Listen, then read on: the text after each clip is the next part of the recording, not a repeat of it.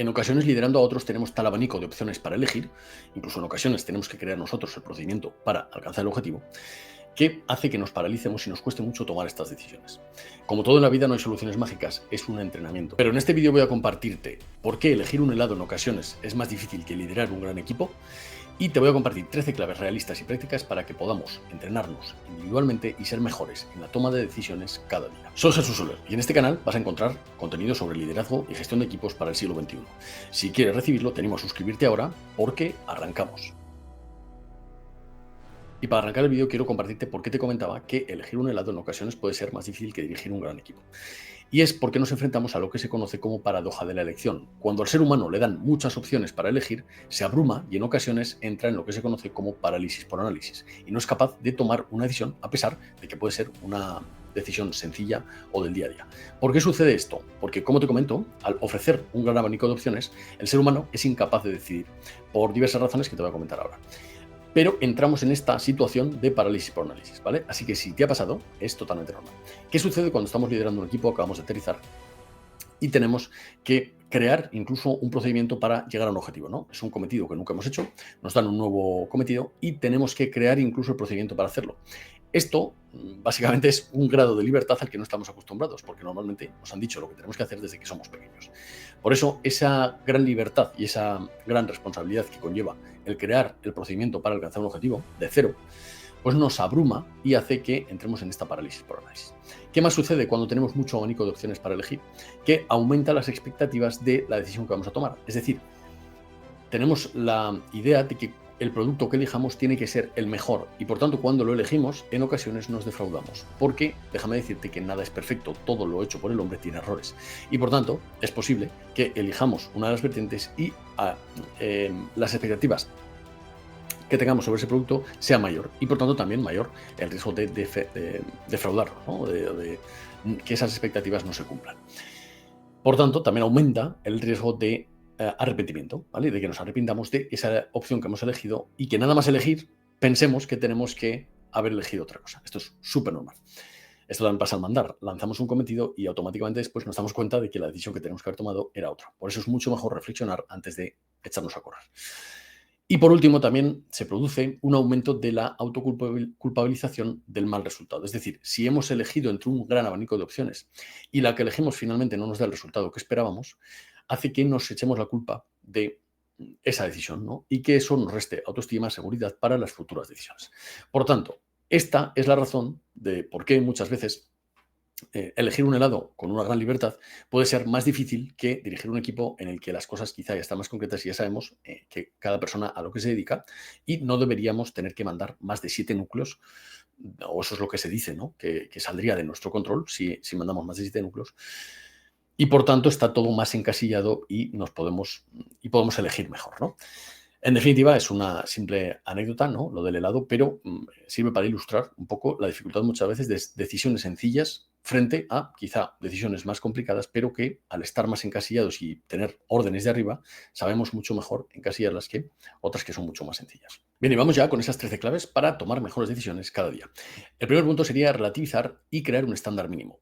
Muchas veces cuando vamos a elegir una opción dentro de las que tenemos, lo que nos sucede es que tenemos miedo, lo que se conoce como FOMO, ¿no? Aversión a la pérdida. Es decir, es un sesgo cognitivo que nos produce miedo por perder la mejor opción.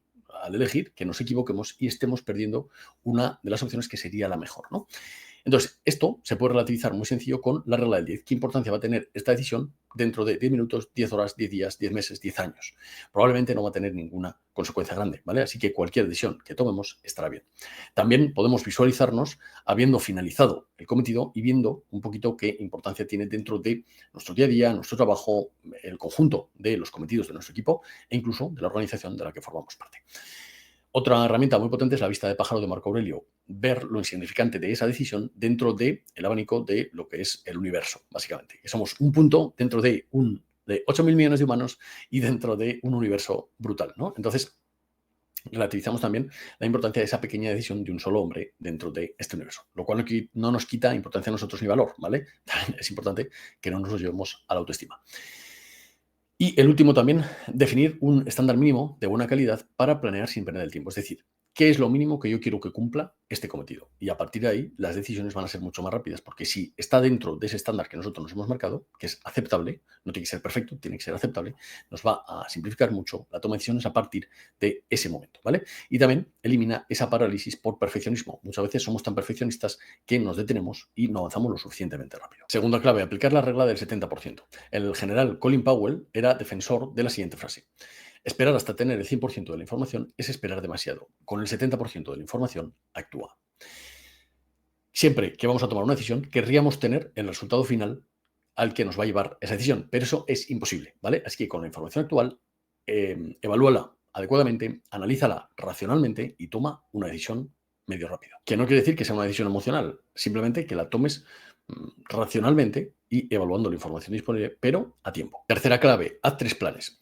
Yo te recomiendo que lo hagas en 2 sentidos. El primero de ellos es la mejor opción en cuanto a la decisión, la más completa, una opción más rápida, pero quizá más mediocre, y por último, una opción de emergencia.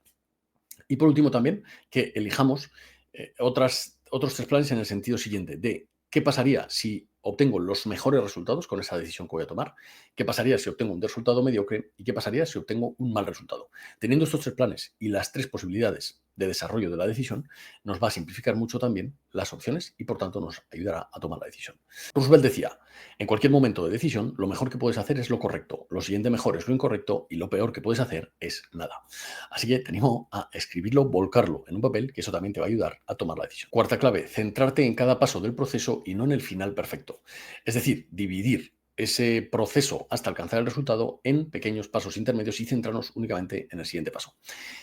En ocasiones, muchas veces no vamos a saber ni cuál va a ser el resultado final, porque tenemos tantas variantes a la hora de ejecutar con nuestro equipo, depende un poco lo creativo que tenga la capacidad de ser ese equipo y lo ambicioso del objetivo, ¿no? Pero muchas veces no vamos a saber siquiera si vamos a alcanzar el objetivo o cuál va a ser ese objetivo final. Por eso es muy importante que dividamos en pasos y nos centremos únicamente en los siguientes pasos para ir creando ese itinerario realista hacia un objetivo que quizá no hemos hecho nunca o un procedimiento que no hemos hecho nunca. Una pregunta que nos puede ayudar a definir esto es esta: ¿qué acción me acerca más al objetivo, aunque no sea perfecta? Esto está basado en un estudio del 2009 que te dejaré por aquí en las notas del programa o en la edición del vídeo, que básicamente las conclusiones de este estudio son las siguientes. Hay que marcarse límites de tiempo, dividir el problema en pasos y esto hace que se reduzca mucho la sobrecarga cognitiva a la hora de tomar la decisión. Quinta clave, haz una predicción del peor escenario posible y cómo actuaría si sucediera. Esto en el mundo militar se llama COPLAN, ¿no? Contingency Plan. Básicamente es crear un plan de contingencia para si se produce el peor escenario posible, lo que nosotros llamamos lo más peligroso, ¿no?, que pueda pasar. Entonces la pregunta que nos tenemos que hacer es: ¿qué es lo peor que puede pasar y cómo reaccionaría si esto sucediera? Básicamente lo que hace es que reduce mucho la incertidumbre de la mente y la mente tiende a temer mucho más la incertidumbre que el peor de los casos. Entonces, bueno, pues reducimos mucho esa incertidumbre si hacemos esto. El general Eisenhower tenía la siguiente frase: los planes son inútiles, pero planificar es indispensable. Sexta clave, reserva tiempo para decidir y limita el tiempo de decisión. Básicamente esto consiste en buscar un hueco al día para tomar decisiones importantes. Esto es una estrategia que el empresario Jeff Bezos utiliza y que te traigo aquí. Él tiene 1 hora y se limita a 3 decisiones importantes al día. Es decir, elige un momento del día, 1 hora, para tomar decisiones importantes y limita a 3 decisiones estratégicas al día. También puede ayudarnos a elegir un periodo de 10, 15 o 20 minutos para tomar cada una de las decisiones. De esta forma, reducimos también nuestro tiempo y nos adaptamos. El ser humano se adapta al tiempo que tiene. Esto es lo que se conoce como ley de Parkinson. El ser humano adapta al tiempo disponible que tiene para realizar un cometido. Si nos ponemos un tiempo concreto para tomar decisiones, nos va a suavizar mucho el tomar esa decisión. Y antes de continuar con el vídeo, quiero recordarte que vayas a jsolerm.es y te suscribas a mi lista de correo. Ahí recibirás semanalmente contenidos, ideas que se leen en menos de 2 minutos sobre mentalidad para liderar mejor en la vida personal y en la vida profesional. Te animo a suscribirte porque vas a recibir muchísimo más contenido y vas a estar al día de todo lo que hago. Sin más, te dejo con el vídeo. Séptima clave, usa una palabra o un ritual de cierre de decisión. Es decir, puede ser una palabra, una frase, un olor, un gesto, como por ejemplo un puñetazo en la mesa y decir decisión tomada, ¿no? Este tipo de anclajes nos entrena a base de repetición en el tiempo para que nuestro cerebro relacione eso con el final de la decisión. Es decir, ya la hemos tomado y se acabó la incertidumbre y las dudas que nos provoca ese abanico de opciones, ¿no?, que tenemos cuando nos cuesta decidir.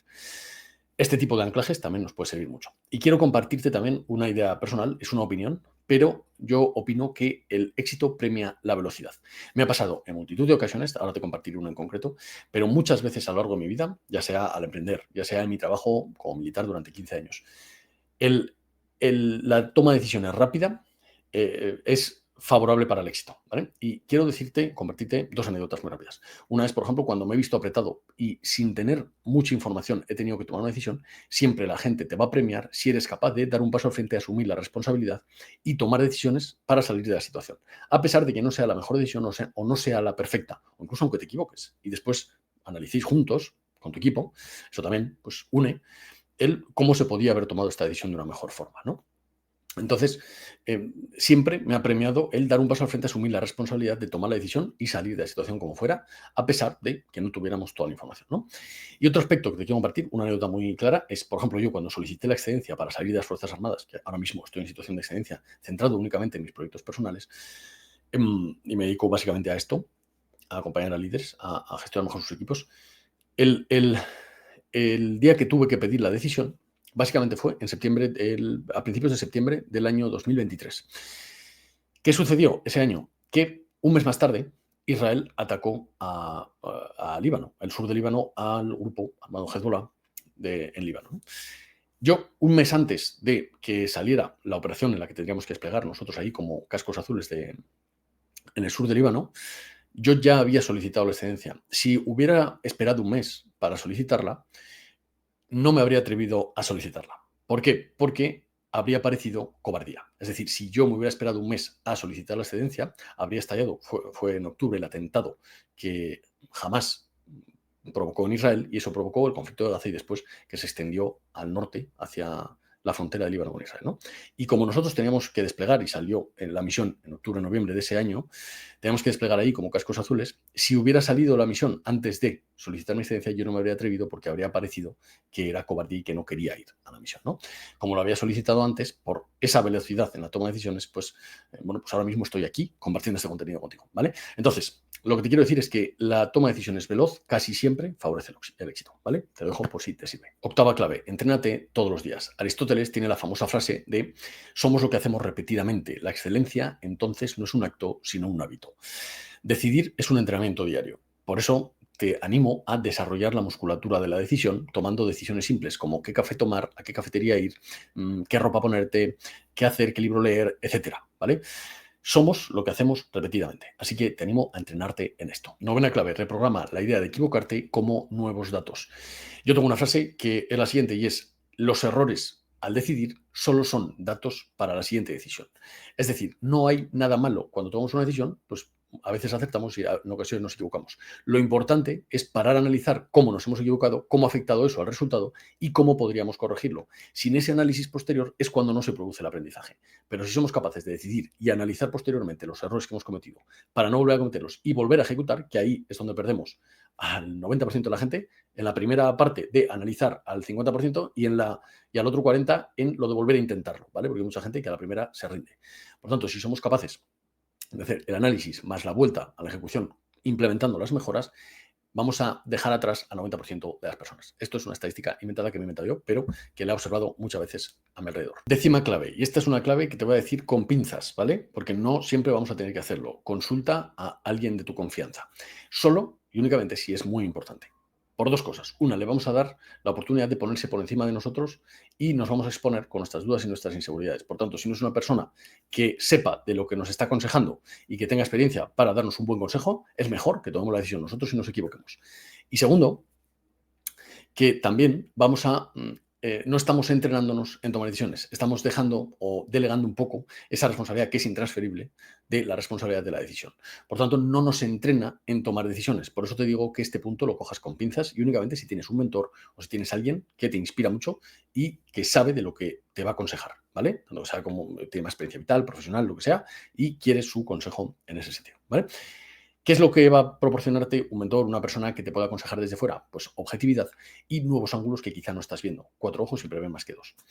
Ser consciente, bueno, bien, entonces, y otras cosas muy importantes al aplicar esto. No buscar unanimidad, es decir, no buscar que esté de acuerdo con nosotros, si nosotros lo vemos de otra forma, no buscar la aprobación de los demás en nuestras decisiones y eliminar al máximo el miedo a equivocarnos, a pesar de que tomemos la decisión en contra de lo que esa persona nos ha aconsejado, ¿vale?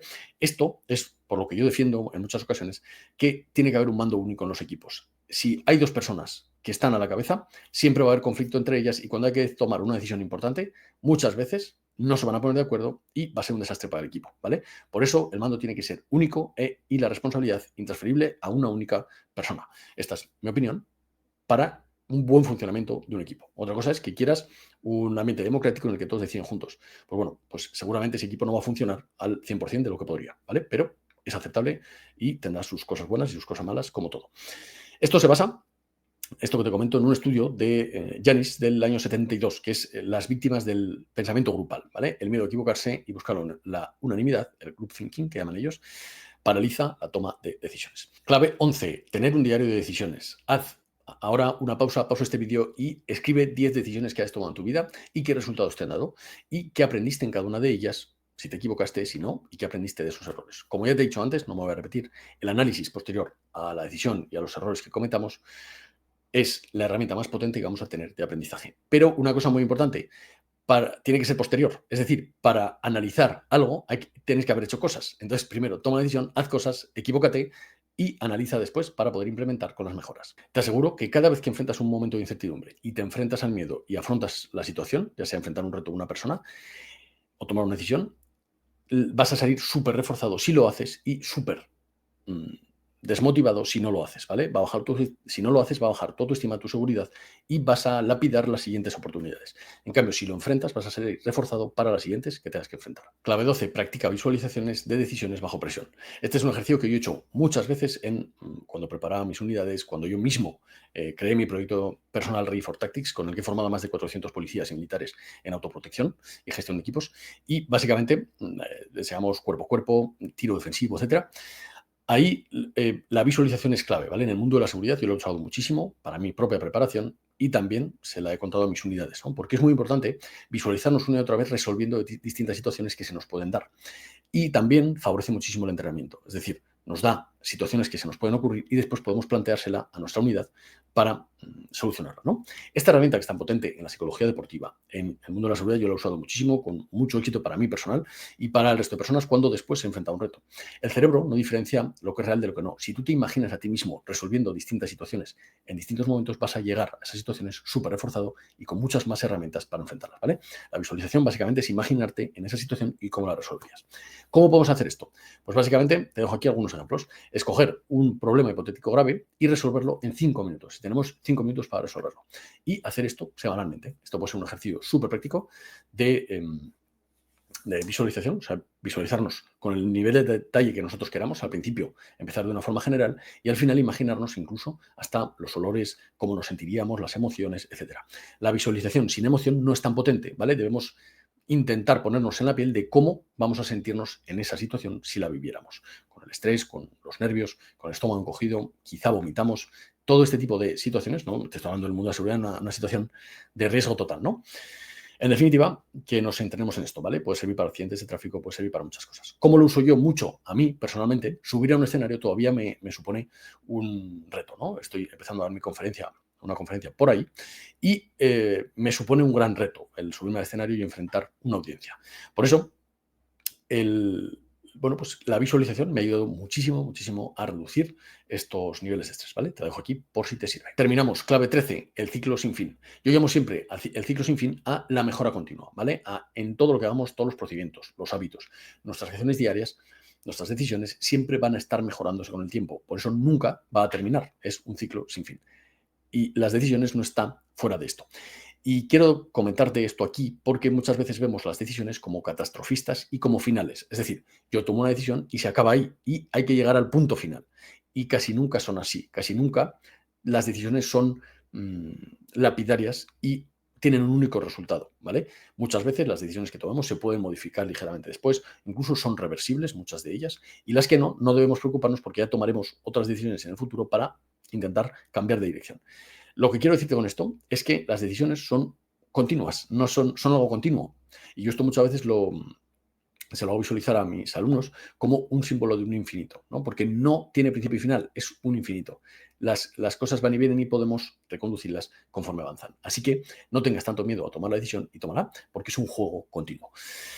Y sal de ese pensamiento polarizado que nos hace pensar que una decisión es finalista. Y para premiar que hayas aguantado hasta el final de este vídeo, quiero regalarte un bonus adicional para que mejores tu toma de decisiones. Y es que la decisión perfecta no existe. Más vale siempre hecho que perfecto. Y para ello quiero resumírtelo en una frase, pero antes déjame decirte una cosa súper importante.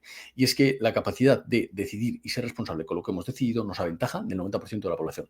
La gente tiene comportamientos muy infantiles. Si somos capaces de tomar decisiones con nuestro criterio propio, analizar después esos errores que hemos cometido y volver a implementar con lo aprendido y hacernos responsables, pase lo que pase, de esas decisiones que hemos tomado, asumiendo el error, asumiendo el resultado, sea cual sea, y haciéndonos responsables de él, nos vamos a colocar en un liderazgo por encima del 90% de la población. Así que te animo a ser valiente en este sentido.